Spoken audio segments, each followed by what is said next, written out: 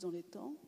Nous passons la parole à Frédéric Maillard pour une enquête qui a été faite, dont on va avoir enfin les résultats préliminaires sur l'épidémiologie des soins en fin de vie à Jeanne Garnier, comme qu'on a toujours besoin de voir et de mettre en évidence, quand ce n'est pas à l'intérieur du corps, c'est aussi le subjectif. Merci. Enquête faite avec le CNRD. Voilà, oui, merci Elisabeth. Donc rebonjour à tous. Quand je suis arrivé il y a 2 ans et demi au CNRD, il y avait déjà dans les tiroirs l'idée de cette étude. Et le but de cette présentation, ça va être de vous montrer un petit peu comment on en est venu à la mettre en place. Il y a des résultats, évidemment, que je vous demande à l'avance de prendre avec précaution. C'est un petit effectif, ce sont des résultats préliminaires, mais il y a quand même quelques données qu'on peut illustrer. Et je dois remercier aussi les gens qui nous ont aidés dans les services à faire le recueil, qui ont participé, en particulier sur les résultats d'aujourd'hui, l'équipe de la maison médicale Jeanne Garnier, et entre autres mon confrère Frédéric Guérimont, qui devait initialement présenter ses résultats et qui ne peut pas être là aujourd'hui.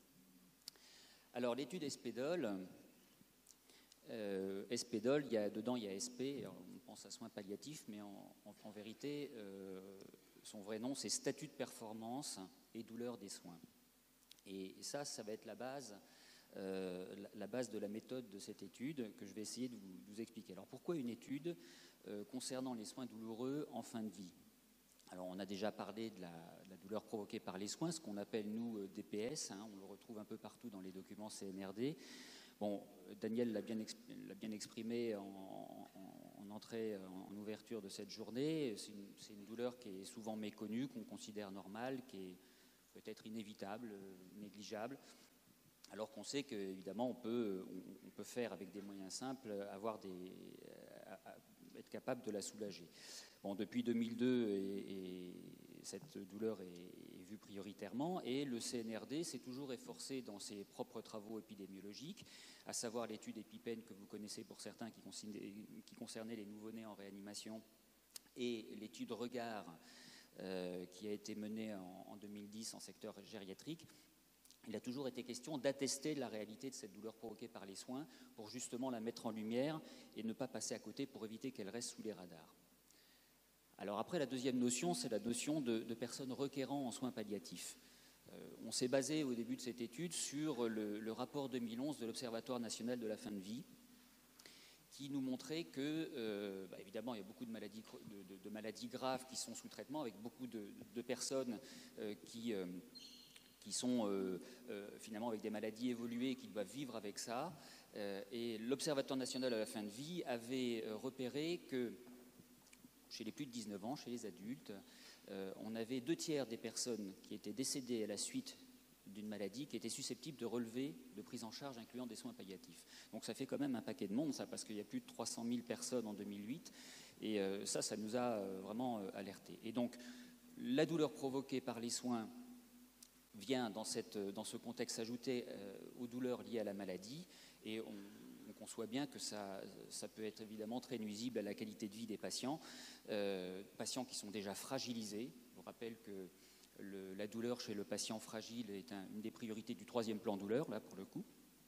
Ces douleurs provoquées par les soins, vous le savez autant que moi, sont des douleurs quotidiennes, répétitives, qui sont évidemment délétères chez ces patients fragilisés, et qui peuvent, sur un fond d'anxiété et de dépression, éventuellement même conduire jusqu'au refus de soins. Enfin, il n'y a pas uniquement que des questions humaines, il y a aussi des questions pratiques derrière ça.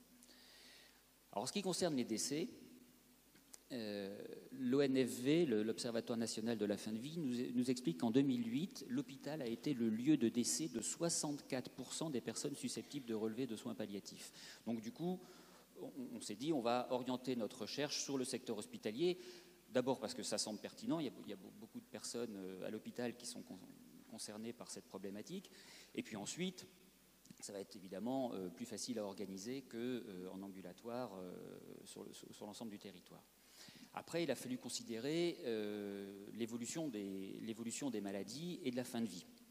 Et l'Observatoire national de la fin de vie nous explique aussi que les différentes maladies graves et évolutives ont évoluent sur des trajectoires qui sont différentes. On observe en particulier la trajectoire rectiligne descendante des patients porteurs de cancer.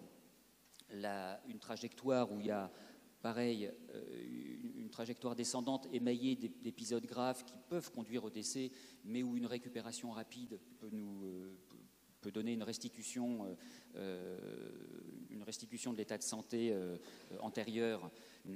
C'est le cas, par exemple, des insuffisants cardiaques. On peut avoir une poussée d'insuffisance cardiaque et puis s'en relever. Et puis après, il y a la trajectoire qu'on observe en particulier avec les maladies neurodégénératives et les démences, qui est une trajectoire plus irrégulière, descendante.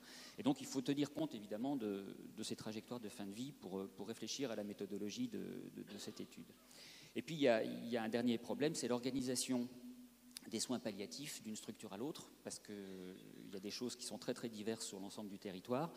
Et donc, on a souhaité étudier les soins douloureux chez les patients en fin de vie dans différents types de structures, à savoir les structures hospitalières médicales classiques, ce qu'on appelle le MCO, mais aussi au domicile, l'HAD, l'hospitalisation à domicile, et puis interroger aussi les structures spécialisées, et là c'est ce qu'on va voir aujourd'hui, donc les unités de soins palliatifs, qui sont la forme la plus aboutie finalement d'organisation des soins pour le palliatif.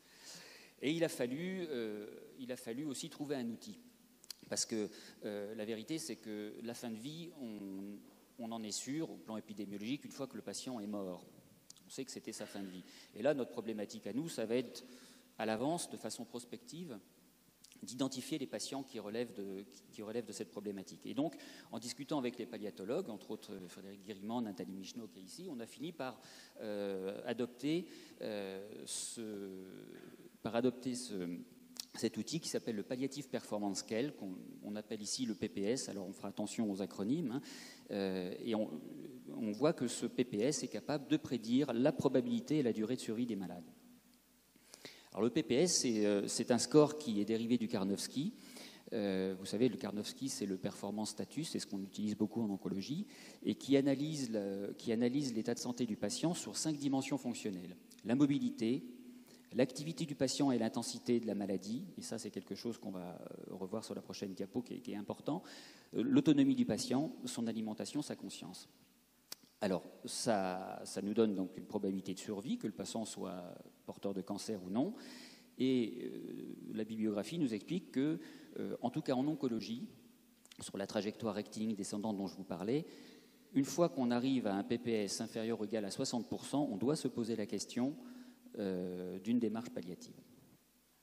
Alors le PPS, le voilà, il a été travaillé au Victoria Hospital à Montréal, au Canada, et vous voyez, on a des niveaux de performance, donc ça, à 100%, où on a vraiment une performance, on va dire, complète, normale, et en descendant de 10 en 10 dans les pourcentages, on voit la dégradation de l'état de santé et de l'autonomie du patient. Alors, ce score est facile à passer. Avec un médecin et une infirmière sont capables tout à fait de faire un PPS à leurs patients. Nous, on s'est intéressé aux patients qui étaient en fin de grille, donc en dessous de 60. Et la deuxième colonne, l'activité et l'intensité de la maladie, c'est quelque chose qui doit être vraiment discuté en équipe. C'est-à-dire que là, il y a vraiment, pour répondre à la question, on doit vraiment, il y a une question de subjectivité qui intervient, ce n'est pas uniquement l'état du patient, il faut en discuter. Et c'est ça qui est intéressant finalement pour trier les patients. Et donc, notre objectif, c'était de faire l'état des lieux des procédures qui étaient potentiellement douloureuses. Et on a interrogé donc ce type de structure dont je vous parlais tout à l'heure. Et les résultats que vous allez voir là maintenant proviennent sur des résultats préliminaires qui proviennent de l'unité de soins palliatifs Jeanne Garnier. Alors, c'est une enquête observationnelle, un jour donné, qui a été faite sur le même mode que l'enquête regard dont on a parlé tout à l'heure, qui concernait que des patients adultes qui étaient porteurs d'une maladie grave et évolutive avec ce palliative performance scale inférieur ou égal à 60.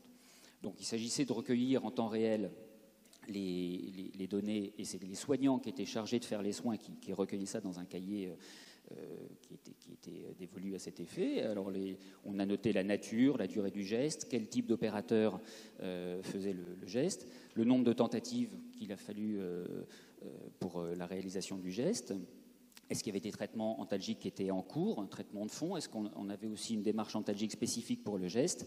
Tout ça a été noté. Et la douleur a été évaluée avec toujours les deux types d'évaluation de la douleur, auto-évaluation, hétéro-évaluation, avec l'échelle numérique, une échelle qu'on appelle l'échelle patient, parce que c'est le patient qui est supposé donner son niveau de douleur, donc sur une échelle de 0 à 10, vous avez mal à combien? Mais aussi une échelle, l'ENS, l'échelle numérique soignante, c'est celle que le patient suppose avoir un score que le soignant suppose avoir réalisé en termes de douleur pour son patient, et l'échelle Algo Plus dont on va parler. Et on a vérifié à 8 jours du recueil si les patients étaient vivants ou décédés. Alors à la maison Jeanne Garnier, cette année, on a pu inclure 59 patients sur les 24 heures. On note qu'on a eu une grande majorité de femmes, quasiment le double. Alors c'est vrai que compte tenu de l'âge, vous voyez, 72 ans, on peut se dire qu'il y a plus de femmes que d'hommes dans la population générale, mais moi je trouve quand même que l'écart est important. On a eu deux sorties avant la fin du recueil, 2 par décès et 1 par transfert. Et à J8 du recueil, 80% des patients quasiment étaient encore vivants. Et là, quand on a regardé dans cette unité de soins palliatifs les maladies qui étaient responsables de la présence des patients dans les lits, on voit qu'on a une écrasante majorité de patients relevant de l'oncologie. Les autres pathologies étant le neurologique, le cardiaque grave et le pulmonaire. Quand on a regardé la répartition sur les patients inclus des palliatifs performance scale, on voit que ça se répartit de façon assez homogène autour de 30%. Alors je vous rappelle, hein, quand on va vers 20 et 10%, on arrive vers la fin de vie. Les traitements antalgiques de fond étaient donnés. Il y avait 50 patients qui étaient sous traitement de fond antalgique, et vous voyez que c'est en grande majorité de la morphine. Il y avait aussi des patients qui étaient traités pour des douleurs neuropathiques, un quart, et des traitements anxiolytiques qui étaient donnés avec également des doses assez élevées, puisque la moitié des personnes qui prenaient des traitements anxiolytiques, c'était à dose sédative. Les gestes qui ont été réalisés étaient au nombre de 603, c'est ce qu'on a relevé. C'est des gestes qui ont été principalement faits en période de jour, c'est-à-dire entre 7h et 19h, et la plupart du temps toujours en une seule tentative. On voit que les opérateurs sont généralement des infirmières, des aides-soignantes, mais que la plupart du temps ça se fait en binôme. En ce qui concerne la catégorie de gestes, là encore, vous voyez que ce qui ressort, et on le sentait avec la présentation précédente, ce sont les soins d'hygiène et de confort qui sont finalement les 3/4 des gestes qui sont faits. On en a vraiment eu beaucoup. Après, on a regardé un petit peu l'analgésie pour le geste. Qu'est-ce qui avait été fait? Alors effectivement, il y avait des gestes sans analgésie, 80%, et puis il y avait quand même 18,6% de gestes qui étaient faits avec analgésie. Et quand l'analgésie était faite, on voit que c'est principalement de la morphine qui a été donnée en sous-cutané, en bolus ou en péros. L'évaluation de la douleur a été faite avec l'échelle numérique. Évidemment, c'est dépendant de la capacité du patient à communiquer. Donc, 316 gestes, ça fait 52%. L'hétéroévaluation, évidemment, on a eu beaucoup plus d'hétéroévaluation avec l'échelle numérique soignant, 88%, et surtout l'échelle Algo Plus, qui, vous voyez, 9 fois sur 10 a pu être utilisée, ce qui montre un petit peu, comme dans l'étude Regard, que c'est une échelle qui est pratique, en particulier pour les patients, évidemment, qui ne peuvent pas communiquer. Puis évidemment, nous, ce qu'on aime bien, c'est pointer les choses qui ne vont pas. Donc on a regardé les gestes douloureux, et les gestes douloureux, on les a sélectionnés à partir du score Algo Plus, donc supérieur ou égal à 2. Et on a vu qu'il y en avait 74, et que ces 74, évidemment, compte tenu du nombre de départs, concernaient principalement des soins d'hygiène et de confort. Puis après, on a regardé les gestes qui avaient été réalisés avec une analgésie spécifique. Ils étaient 112. On a pu avoir un score d'Algo Plus que pour 96. Et il restait, malgré l'analgésie spécifique sur ces gestes, il en restait 47 qui étaient encore avec une Algo Plus supérieure à 2. Ça veut dire que ces gestes-là, il y avait vraiment une démarche antalgique spécifique, mais ça faisait encore mal. Et ces gestes ont concerné 17 de nos 59 patients. Alors il y en avait effectivement deux là-dedans qui ont eu beaucoup de gestes douloureux, 9 gestes pour l'un et 8 pour l'autre. Alors du coup, on s'est dit, est-ce que le problème vient des gestes ou est-ce que ça vient des patients? Et donc on a regardé les patients. Bon, en termes d'âge et de sexe, il n'y avait pas grand-chose. C'était des patients oncologiques, évidemment, vous en doutez. Et puis en termes de score PPS, alors vous voyez, ça c'était le schéma de départ, mais en réalité, nos patients qui étaient encore algiques, eux, relevaient d'un palliatif performance scale, vous voyez, qui est du côté vraiment très altéré. Ce qui souligne finalement que la fragilité est quelque chose un facteur aggravant. Et pourtant, parmi ces patients-là, il n'y en avait qu'un seul qui n'avait pas de morphine. Donc, vous voyez, les autres avaient des traitements aussi de douleurs neuropathiques et traitements anxiolytiques, mais un seul sans morphine. Donc, on avait vraiment une démarche antalgique qui était forte. Donc, du coup, en ce qui concerne ce qu'on peut retenir de ces résultats, même si vous voyez que c'est quelque chose de préliminaire, qui est partiel, c'est que être requérant en soins palliatifs, c'est quelque chose qui demande à être discuté. Donc il faut toujours se poser la question et ne pas rester uniquement sur l'objectivation effectivement de l'évolution de la maladie, mais qu'est-ce qu'on doit faire? Quel est l'objectif de nos soins? Et donc il y a le PPS peut-être peut nous aider. Sur ces patients, on a évidemment énormément d'oncologie, et ça a déjà été décrit par l'Observatoire national de la fin de vie. Les soins palliatifs se tournent principalement vers les patients porteurs de cancer, et peut-être qu'il faut élargir un petit peu aux autres maladies.